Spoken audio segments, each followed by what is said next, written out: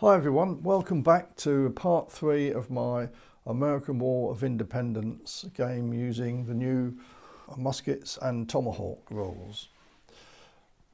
Right, now the first thing before we recap and see where we are, I've had a couple of emails from people and a couple of people on YouTube have asked questions.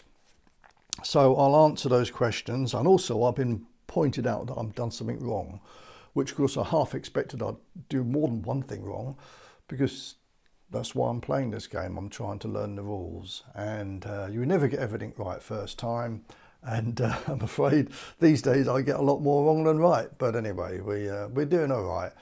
But there's a couple of things I wanted to point out, and the first one was a chap called Hobby1 Fred on YouTube pointed out that I'd done something wrong with the firing. Now the militia that were in this marsh here, when they opened fire on the British earlier on in the game, I gave them 2 fire markers, didn't I? And I shouldn't have done that, in fact, because it wasn't volley fire, because militia can't go into close order and therefore can't do volley fire. They did a normal shooting at the unit, and they should have only got 1 mark for that and not 2. Not that it made any difference to the game at all, because they started to withdraw anyway. But he's absolutely right. If half the unit shoots, you don't get a marker at all, because it means then you can shoot every move. If the whole unit does do a normal firing on an enemy, it does get a marker. It's only when they do volley fire, and only if they're in close order, do they get 2 markers. So thanks for pointing that out, Fred. It's a very good point. The other thing that Fred pointed out was that units in extended order, like this light infantry here, they have to be more than an inch apart every figure, which is generally quite easy to do. But also you have to select a figure, let's say this figure here, and all the unit has to be within the same distance they move. So that unit moves at 5 inches, so they all have to be within 5 inches of one of these figures. Which means that really extended orders really for sort of small units or skirmish infantry. For example, these down here, these can go into, oops, they can go into extended order as well. But you would find that difficult to do if it was a large unit, a large regular or militia unit. Say you could have a unit of 16 where you couldn't go in extended order with 16, because you wouldn't be able to spread them out far enough to still have the units all within a 4-inch radius. So it is limited really to small units and skirmish units. I did put the militia that were in that swamp into extended order, and in fact they all were within 4 inches of each other. But if it had been any bigger, I wouldn't have been able to do that. The other thing is that when they're in extended order, unlike when they're close together, like the units in close order, where they don't impede each other shooting, they all, anything within an inch generally, they tend to keep out of each other's way. But in extended order, you can actually block, because if the figure's more than an inch away, you can block the sight of a friend shooting. So when you put your figures out, which for example I have here, I've made sure that everyone can actually see that unit that they will be shooting at without blocking each other out. If there was someone like this, for example, an inch behind and they're blocking out, they just wouldn't shoot. So only 7 would shoot instead of 8. So just bear that in mind when you move a unit and you go in extended order. Try not to block yourself out. And they must be at least an inch apart, and they must stay within its normal movement rate. This unit moves at 5 inches, so they've got all within a 5-inch radius based on one of the figures. Right, so thanks Hobby1 Fred for pointing those 2 things out to me. In fact, I think there might have been a third one. Let me just check. Oh yeah, another one that he pointed out to me was that if you remember, the Americans drew this card, and they haven't got a militia unit on the table anymore.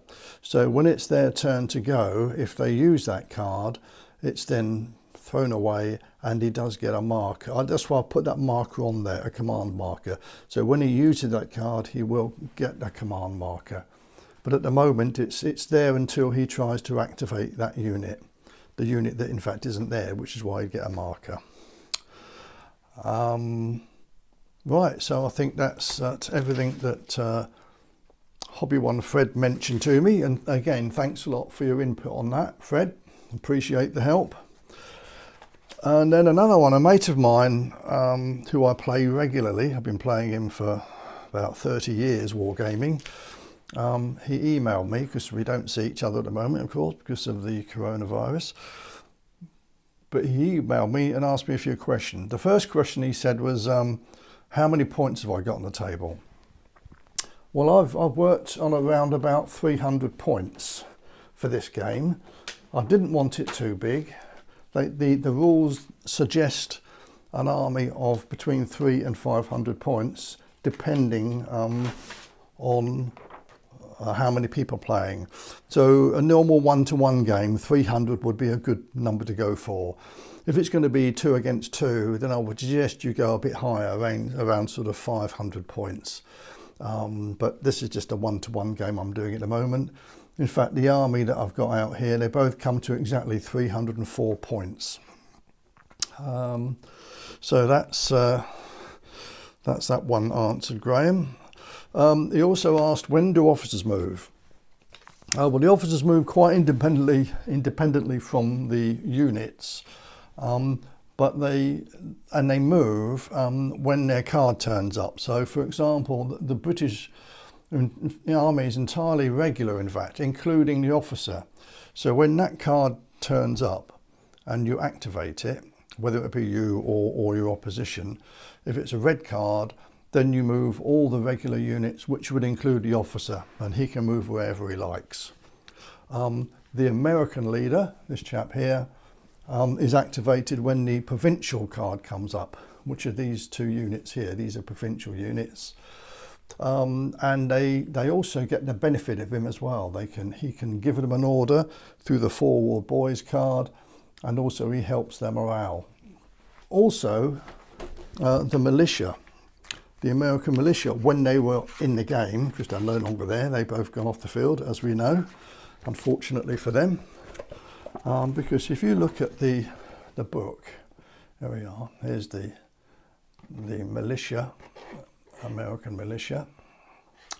Right, down here, it says down here, one of the traits is its auxiliaries, regular or provincial, which means that although in the rules you can't actually have an officer of militia, but they can actually take orders from a provincial officer, which is this chap here. So in fact, had he been near the militia, he might have been sort of able to have helped them. Maybe that would have been a better place to be than further back with his provincials. The only unit that he doesn't influence are these guys here, the irregulars, because they can in fact pay for and have an officer if they so wish. But I didn't have the points to do that, so I didn't give them an officer. And in fact, that's the other question Graham asked was, how many officers can you have in a game? Well, you can have as many as you like to a degree, as long as you pay for them. In this game, for 300 points, I decided just to go for 1 officer on each side. If it is any more than that, if it was 400 or 500 points, I would certainly have another officer, maybe even 3. I certainly would give the irregulars an officer if I had the points to do so. Funnily enough, looking at the army list, the British infantry are obviously regulars. You can have British grenadiers, they're regulars. The British light dragoons are regulars as well. The British light infantry are regulars. Artillery is a different thing. We'll cover that in another game because I've not got any here today. But the Rangers are irregulars, so you would have a Ranger officer if you wanted, and sailors are irregulars as well, so they would take orders or benefits from the Ranger officer. So in a British Army, really, you would probably have at least 2 officers covering all the unit types that you can have. If we look at the Americans, the American officer is provincials, which is, say, this chap here. And the Continental Infantry are known as provisionals. For this war, for the American War of Independence, the militia, obviously a separate unit, they can't have an officer, but they can also, because they're auxiliary, take commands from him. The light troops are irregulars, as are their riflemen. So you would probably benefit having an American officer to help those guys. Commander of light troops, he would be irregular. What else have they can have? Yeah, even their frontier volunteers. I know they're only for the War of 1812. Can't have those anyway. Right, so again, the Americans would benefit from two types of officers. They don't really need a third. Right, so that's another question that Graham asked. What else did he ask? Yeah, Graham mentioned also the amount of terrain that you had. With this game, it does recommend quite a lot of terrain. I think I've got a reasonable amount out. I certainly wouldn't have any less than this. And if anything, you could possibly have more, depending on the size of table. It is a skirmish game after all, and skirmishes rarely took place in open ground. They were actually lots of ambushes going on in woods and forests of North America and around farmsteads, rarely, as I say, in open ground. So you should agree to put quite a bit of terrain out to make it an interesting game. The other thing is the table I'm using is 4 foot wide by 3 foot deep. It does suggest a 4 foot square, in fact, for most games. I haven't got enough room to do that, so I've just reduced the depth. That's why I'm fighting sort of left to right, east to west. They have got the 4 foot width there, but normally you'd have a bit more space north and south. Right, so thanks for those questions, guys, and thanks for the help, Fred. So now we're going to get on with the game in hand. Okay, so it's the British to move. And as you can see, the British are moving to the left. They're moving nice and easily towards their target of getting the loot that they have off the table. Although I think by the time they get there, this game's going to be over anyway, the way it's going. The Americans are at the disadvantage at the moment. They need to get these irregulars up and into the action. So it's the British turn. What are they going to do? They've got blue cards, unfortunately, so they can't activate any of their own units if they use these cards. They don't really want to activate the provincials, and they don't really want to bring those into it either. So they can use 2 of the command points, or chips, to activate one of their units. So they will activate this unit, and it will simply reload. Once you activate a unit, you remove the smoke as well. So that's 2 points used, and that's the British go done. Across to the Americans now. Now they've got 1 card of each. We know that's not going to be used, but we'll gain a command point if we do use it. But it's important that they keep moving, I think. So I think that the irregulars need to get into action. So the Americans are going to activate their light infantry, or their rifle unit, should I say, to move, and they will move 5 inches. I think what we'll do with these is we're going to bring them across this way, because if they can get behind the British, they could cause them a bit of a problem. So they're moving across, to come in here, and they can start giving the British some grief. And what I mean is this unit here, the British have got to make a decision either to go into the wood to take on these provincials or turn to face these. So they're going to be attacked from 2 different directions. So that's a good move for the American irregulars. Right, so that's it. Next move, The British, again, they don't want to use those cards really. So they're going to spend 3 points. This time it's 3 points to activate this unit because it's slightly bigger. And I'm going to reload them. I'm going to reload partially that unit. So the British are using a lot of points there, but they have to do something. They have to be loaded, ready to do some damage to the Americans as they get closer. Now back to the Americans. It's their turn again. I think it's time for the provincials to be used. So we'll use that card.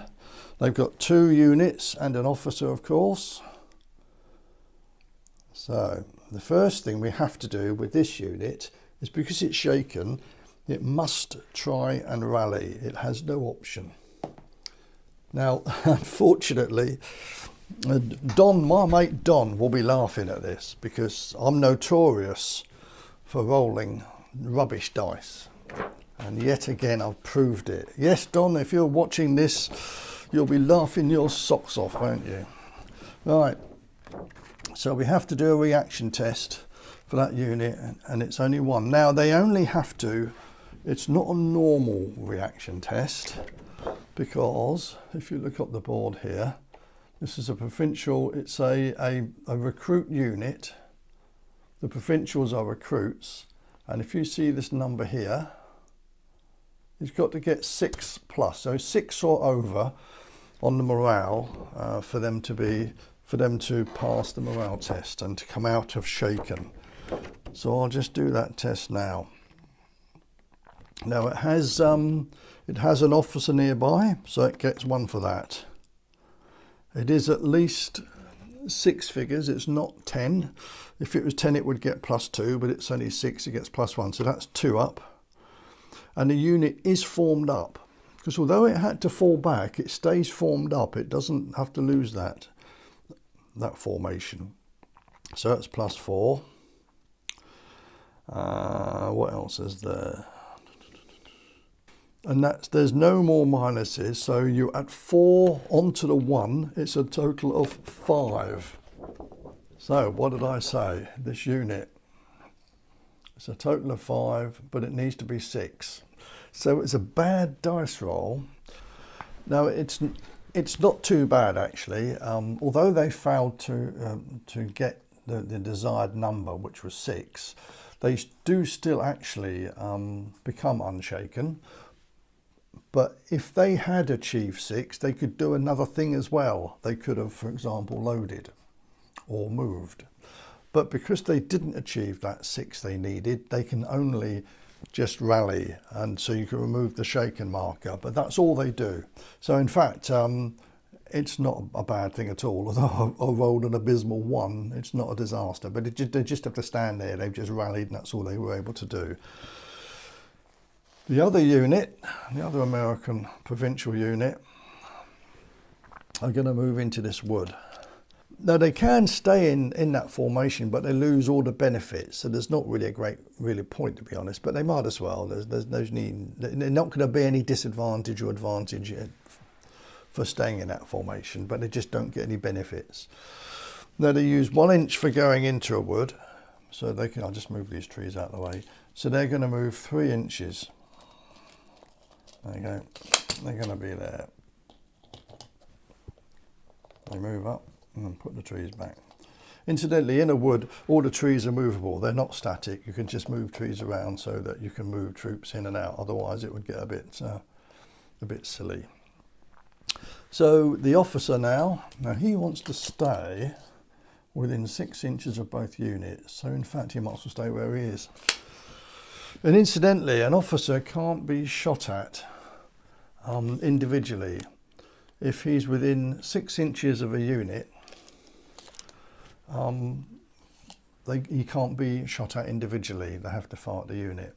If he's further away than that, he can be shot at, and he can be killed that way. But so I suppose it's a battlefield. There's a lot of smoke. People just wouldn't pick out an individual figure. So if he's with a unit, he can have a chance of getting hit, but he can't be shot at where he is. Right, it's the British turn. They've got no command points. They're going to have to use one of these blue cards. The one which is going to be the one they should use? I think they'll let the American irregulars move, because the provincials are in too strong a position in that wood, and this unit here would not like that if those provincials open fire. So we're going to let these guys move, and we're going to move them again 5 inches. So they're really putting a lot of pressure now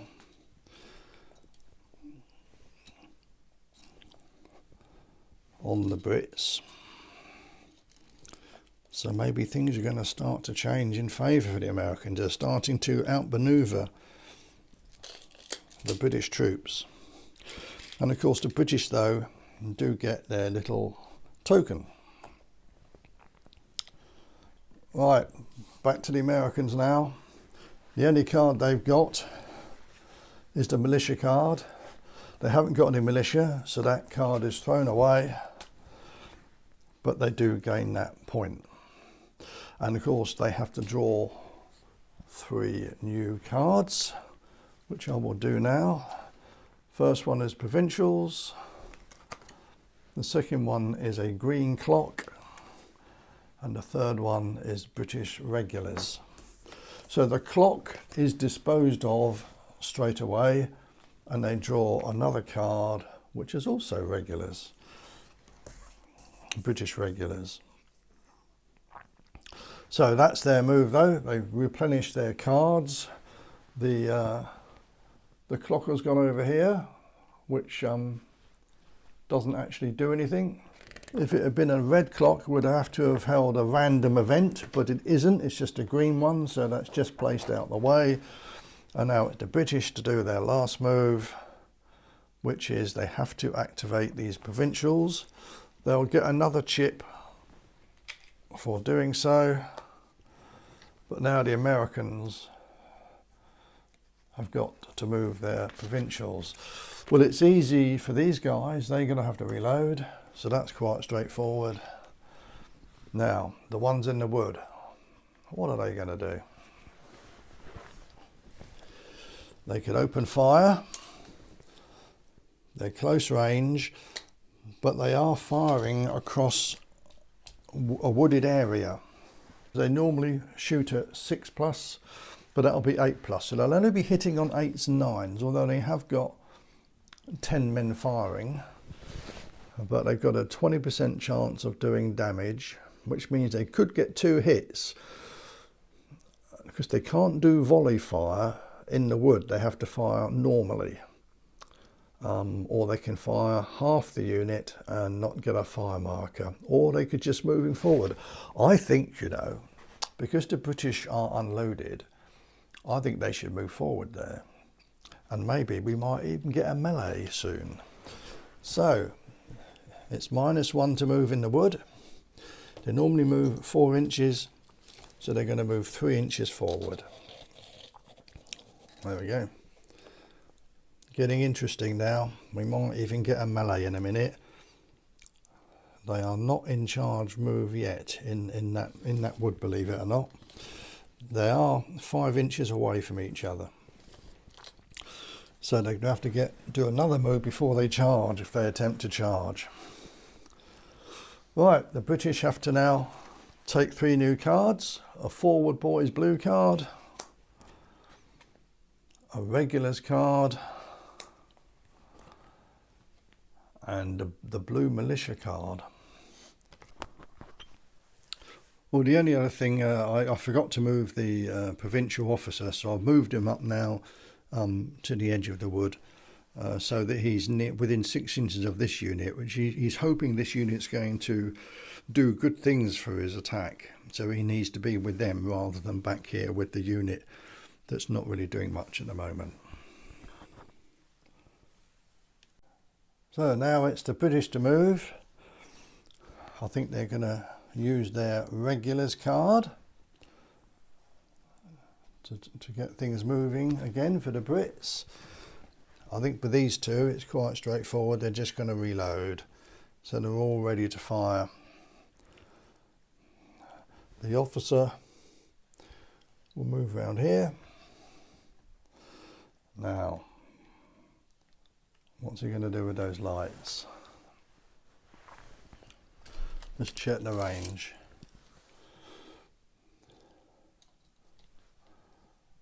Well, most of them are within 12 inches. So I think we'll do with these, 4 of those are within 12 inches. I think we'll open fire with them. So they'll fire only the 4 men though, because the others, although 2 of them were intelligent, 12 inches, the others aren't. So we'll just fire 4 men. They normally hit on 6s. They are within 12 inches, so they don't lose anything for that. And there's no other minuses for shooting. It mentions hasty shot. With shooting, if they weren't in formation, if they were just a normal unit, they would have an arc of fire along its frontage, so it could shoot anything in that direction. We're not talking about if in a formation. A formation, if they do volley fire, you have to shoot straight ahead. But this unit, if it didn't do volley fire, could, for example, shoot over here, or they could shoot over here, because anywhere along its frontage. And it's the same with the light infantry. The individual, the way it's facing is the direction that it shoots, but parallel to the front of its base.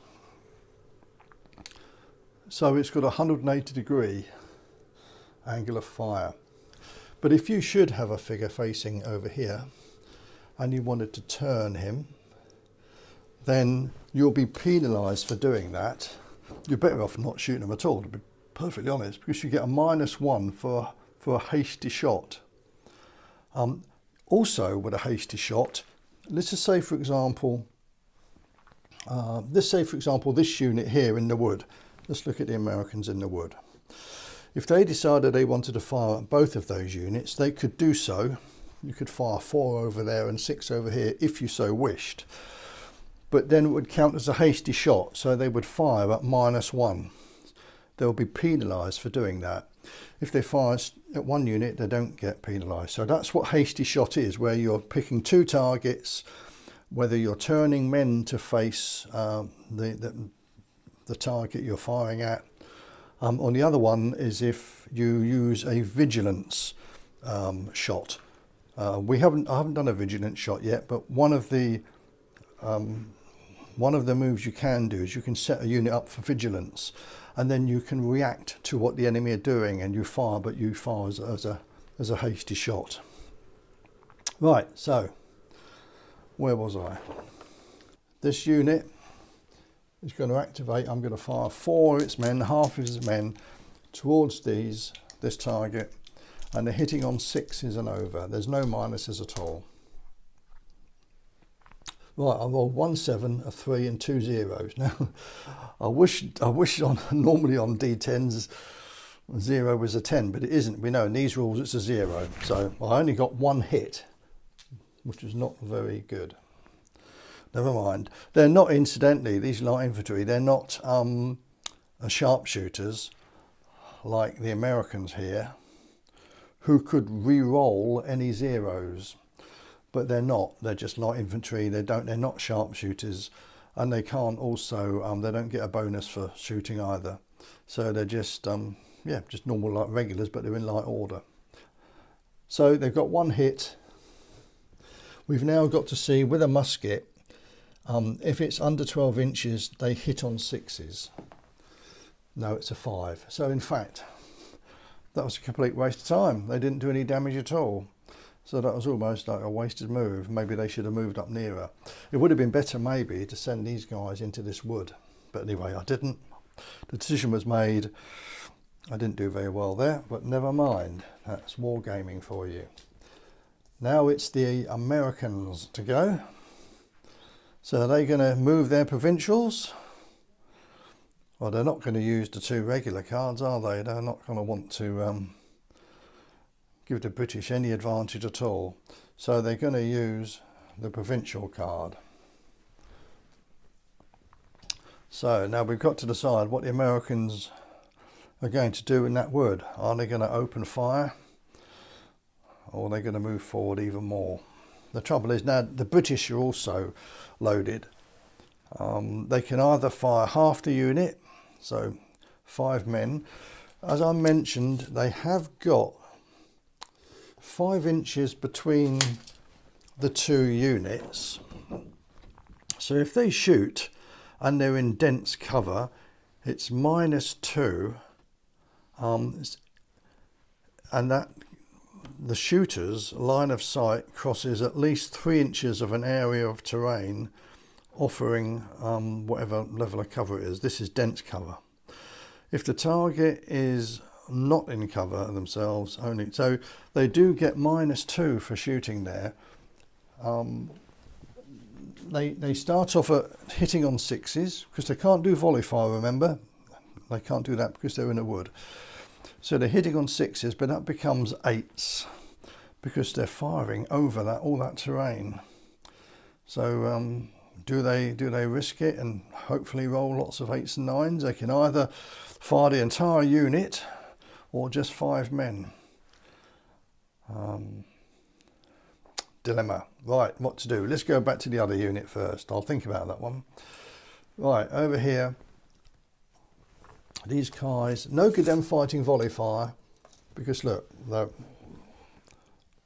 they're out of range, so they can't fire volley fire. They can fire over here at these lights, just as the way they did. They're within 12 inches. Yeah, if they fire, if 3 of them fire, they don't get a fire token. If all 7 of them do, they do. But they're also firing at a unit that's in cover, in light cover. So they won't be hitting on 6s, they'll be hitting on 7s. Right, this is time for the Americans to be bold. So what we're going to do here, they're going to move their 2 provincial units. This unit is going to swing around and face the light infantry, ready to volley fire next move. And in the wood, they're just going to move forward. In fact, they only lose an inch for moving in a wood. I've just had a rifle fall off. Alright, put that somewhere. Or part of a rifle. There you can see where it's come off, because it was sticking out backwards and my clumsy fingers have broken it off. I'll have to try and do a repair job on that later. These figures are only plastic, so the rifles can break off quite easily if you're not careful. So this unit's a bold action here because they're now right in front of the British, but they want to be within charge move next time. At the moment, if the British fire at them, because they're in cover, they will get some sort of cover, but they've got to pull something out the bag here. So the Americans are taking a bit of a risk, but they're going to go for it. No shooting, they just moved. So now it's the British turn. And they've only got 2 command points. And they've got forward boys and militia. Well, they're going to use the militia card because the Americans haven't got any militia anyway. And the British will still get a command point for doing it. And that at least gets them ready next move to do something. They've got no red cards, unfortunately, so they are a bit restricted at the moment. Then this could be crucial. Right, so it's the American turn, but you see they've only got British regular cards, so don't want to use those. But they do have 5 command chips, so they'll use some of those. And what they want to do is to instigate a charge in that wood. So that's going to cost them 3 command chips. But then they're going to charge in. Now, the British do have an option. Some troops may wish to try and evade, but being British line infantry, there's no way they're going to try and run away from this. They're just going to stand there and let the attack go in. There's nothing else happening on the table. If this was a card drawn, the provincial card, you would have to do any other provincial moves first and the charge would be last. But in fact, that's not the case. It was a move by command abilities, and they've used those command chips to do this move. They've used 3 of them to move 8 to 11 figures, and they've charged in. Now, the melees are quite straightforward, really. You can see there that you've got 10 Americans against 9 British. They all count because they're all within 3 inches of the enemy. If for some reason you had troops out here, they wouldn't be involved if they're more than 3 inches away from the nearest enemy, but they're not. They're all involved. So let's do the Americans first. Now on this sheet, you'll notice here, let's look at the Americans first. It's the aggression that we'll be using. So they're hitting on 7+. And remember, in a minute, they've got a defence of 5+ as well. The British, if you look up here, have got an aggression of 6+, and they've got the same defence of 5+. So the Americans have gone charging in, and they've got 10 dice, and they need to score 7s or more. So let's see what happens. I've rolled 6 dice there to start with. These are all 6s, 6s. They've got 1 8. All the others are misses. I've rolled 6s, 4 more to go. Another 8. Then we've got a 6, a 1 and a 4. So they've scored 2 hits. Let's just put 2 chips there for the minute. They've scored 2 hits on the British. In fact, we'll do the saves first of all. So the British need 5s to save, 5 or over. They rolled a 9 and a 4. So in fact, they've only taken 1 casualty. So let's take that guy off. I'll use this guy here and lay him down. So that's 1 casualty. Now the British are applying. They still count all the figures, despite the fact they've just lost 1. They still count the unit as taking part in the melee. So they got to roll 9, but they're hitting on 6s. The British infantry, certainly of that period, were more experienced, if you like. So they're getting a slightly better chance of doing damage. So they need 6s. Let's see what happens. There's 3 there out of 6. And they've got 3 more to roll. That's a 0, that's a miss, a 5 and an 8. So they've scored 5 hits on the Americans, and they've got to now roll to see how many they save. Well, they need 5s and over. They saved 1. Unfortunately, they've lost 3. So they didn't do too well there, did they? So the British lost 1 and the Americans lost 3. Now, just put those over here out of the way for the minute. Now you would think, therefore, that the British won that, so the Americans would have to do a reaction test, but it's not the case. In these rules, it's the defender that always has to do a reaction test first. It doesn't matter how many they've killed of the enemy, they have to do a reaction test first. So let's just go through now the British reaction test. The unit has an officer within 6 inches. No, it doesn't, because he's over here. So that doesn't count. It's comprised of at least 6 figures, which it is, so they get 1 for that. The unit is formed up, which it is, so they get 3 more. And we're looking on this sheet here, incidentally, at the top here. First of all, that's the modifiers for all reaction tests. Then we missed this box here because that's shooting only. And then we're looking at this one down here. So we're 3 up at the moment. The number of casualties the unit just suffered, it suffered 1. So it's going to lose 1 off that. It's now only 2 up. Your side has at least twice as many figures engaged in this hand-to-hand as the enemy, which it hasn't. The hand-to-hand followed a surprise attack, which it didn't. The last modifier in the box, it says here, +2, you have suffered no casualties or suffered fewer casualties than the enemy unit. That's a +2.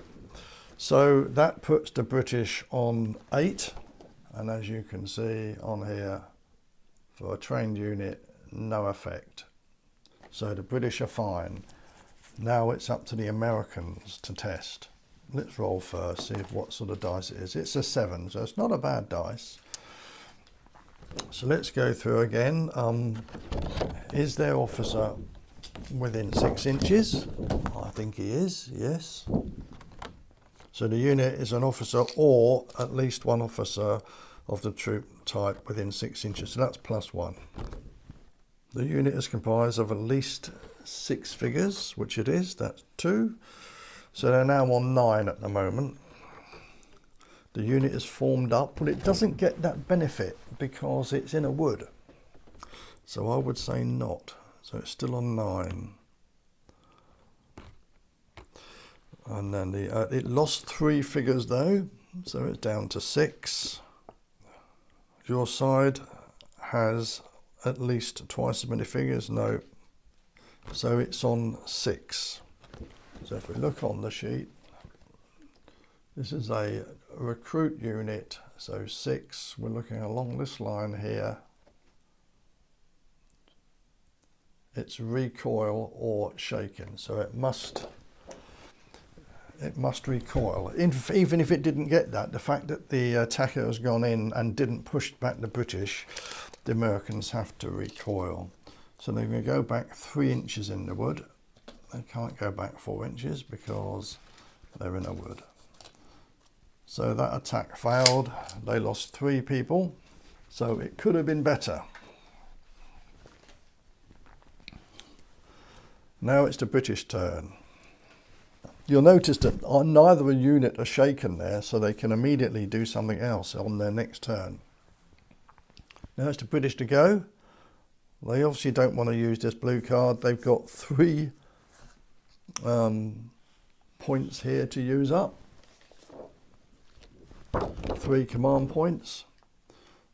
So it's very tempting to send the British back in again and charge, and I think they will. Off they go.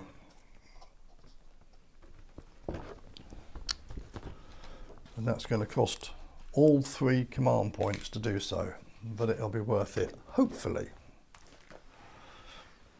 So we've got the same, we've got to do exactly the same again.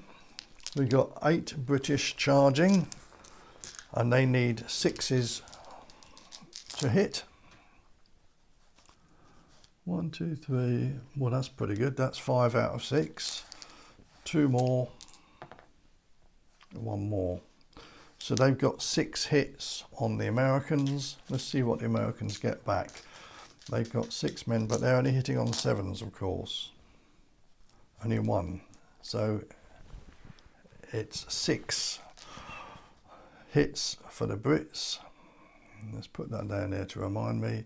And only 1 American. Let's just roll to see whether the British is a casualty. Yes, it is. So the British lose 1 figure. The Americans are going to roll 6. They need 5s to save.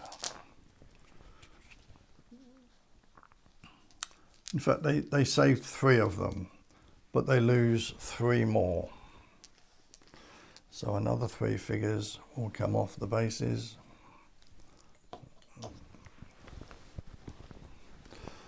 Exactly the same as last time, wasn't it? Only this time it's the Americans that have to do the test first because they are the defending unit. All right, let's do that test now. The unit has an officer nearby. Yes, it does. Well, let's roll first to see what it gets. Hold on a minute. Oh dear, 1. That's not very good, is it? Right, they got their officer though, it becomes 2. The unit's comprised of at least 6 figures, no. The unit is no longer formed up. The unit is not an officer but comprised of at least 3 figures. Or less, no it's not. Right, they lost 3, so they're on -1 at the moment. Not looking very good. There's no other things to take into account. So it's -1. And I don't need to tell you that this is probably bad news. So they're here on that white line. If you move along to recruit, it's rout. So the Americans are routed from that position. Take those away. They won't be coming back. That's a bit of a disaster for the Americans, I'm afraid, isn't it, really? The British now do not need to test because the enemy in front of them are routed off the field. And that was a pretty decisive move by the British, and the American gamble did not pay off, did it? They went in that wood hoping they would push that unit back, and had they done so, that would have given them a huge advantage because they had this other unit coming up in support as well. But they didn't manage it. In fact, they've been soundly beaten, and the British now control the wood. And this unit over here is looking very, very dodgy indeed. Let's just see what happens this next move. It's the Americans to go, but it's not looking good. They've only got British regular cards. They've got 2 command points. Let's see what they can do with 2 command points. Well, they can, with 2 command points, they can activate these guys over here. They're unit of provincials, and they're going to do volley fire against these lights to try and get a bit of payback. Right, they fire straight ahead. So how many of those figures are in line? In fact, it's only 4. So the British there roll 4 dice, and what they don't want is noughts and ones. Well, there's 1 nought there, so that's 1 hit. So the infantry have taken a loss, the light infantry. They get they can't get cover in there, unfortunately. Volley fire, you get -1 if they're firing at a solid structure, a building, for example. But against soft cover, they don't lose anything for volley fire. So they're hitting on noughts and ones, and that's because the unit is 2 lines deep. If that unit was a single line, they would only be hitting on noughts anyway. But the fact they're in 2 lines deep, they hit on noughts and ones. And they say that the cover makes no difference. So the British lost 1. They have to do a reaction test. It's 7. I don't think they're going to have a problem with that. Let me just double check. He's got an officer nearby, +1 for that. It's at least 6 figures, plus another for that. They're in an area of light cover. It's another one. So they're on 10. So not a problem. The British are not worried about that in any way. So it's the British turn. They've only got forward boys, the forward boys card. Oh, incidentally, I did forget to put the 2 fire markers down for this unit, which is fired volley fire with a bit of pretty rubbishy smoke really. I need to get some better smoke. Some new cotton wool needed. Right, so it's the British turn. The forward boys, the blue forward boys card is now going to be used, and the Americans get a choice of what they're going to do. Well, I think they've got to do something with these irregulars here. I think all they can really do is load. They need to make sure they're ready to do something next move, so they'll use that, and that's all they do. It's now a case of the British have run out of cards, so we have to draw 3 more cards from the pack. The first one is irregulars, which is a nice card for them. The second one is the red clock card, and the third one, it's the green clock card. So that is the end of this turn. We shuffle all the cards that are not on the table already. Give them a good shuffle.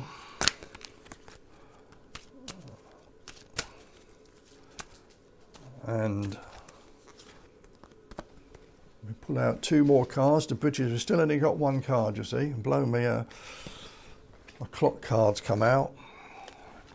Then an irregular blue card and a regular red card. Oh, so it's looking strong again for the Brits. So that's where we've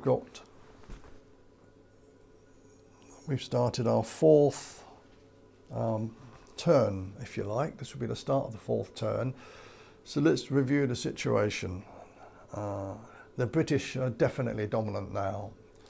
Their 3 units are in a nice position. They're only halfway up the table, but they're managing to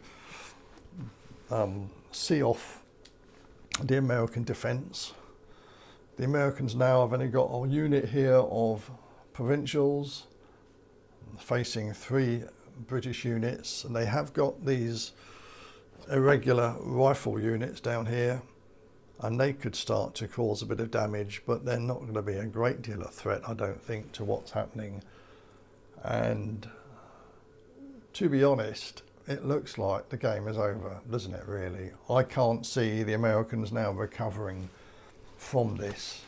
They can fight on, sure, and maybe in an evening game, if we had another hour left, we would maybe just see what happens, but I think it's a foregone conclusion really.